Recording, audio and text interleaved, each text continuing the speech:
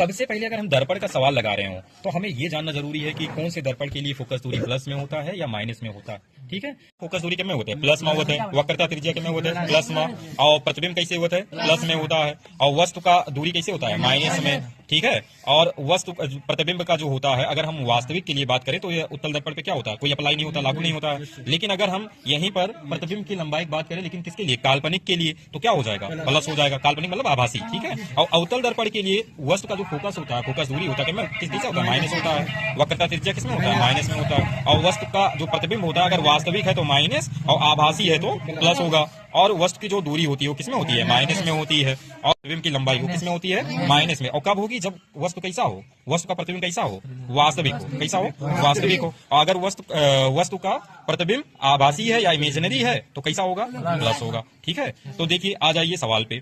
देखिए सवाल है क्वेश्चन नंबर 1, कहता है 20 सेंटीमीटर फोकस दूरी के अवतल दर्पण के सामने एक वस्तु रखी है और कितनी दूरी पर, 10 सेंटीमीटर की दूरी पर। तो कहते हैं प्रतिबिंब की स्थिति की गणना कीजिए।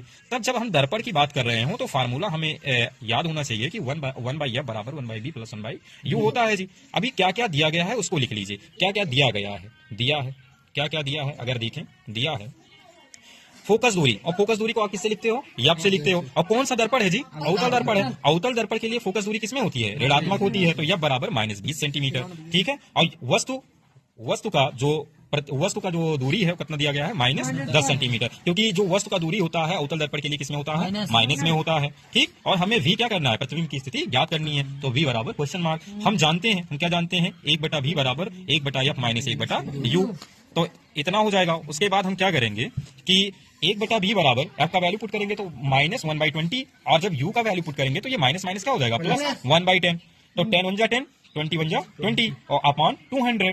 और जब हम क्या किए, सेपरेट किए, तो बड़े जो अंक के आगे बड़ा साइन रहता है, जो बड़ा अंक रहता है, तो उसी का हम साइन यूज करते हैं। तो कौन सा साइन यूज करेंगे, प्लस का। 20 में से 10 गया कितना आ जाएगा, 10। और 10 बटा कितना हो जाएगा, 200। और जब काटेंगे कितना आएगा, 1/20। तो v बराबर कितना आ जाएगा, 20 सेंटीमीटर। और v का मान प्लस में आया, माइनस में आया, प्लस में आया है। तो हमने यहाँ पे अगर आप देखें, नोट करें, तो हमने कहा था कि अगर प्लस में है तो कैसा होगा, आभासी होगा। तो वस्तु का प्रतिबिंब कैसे बनेगा बेटा, आभासी बनेगा। कैसे बनेगा, आभासी बनेगा। अवतल दर्पण के सम्मुख 40 सेंटीमीटर दूरी पर स्थित है, जिसका प्रतिबिंब 10 सेंटीमीटर दूरी पर बनता है।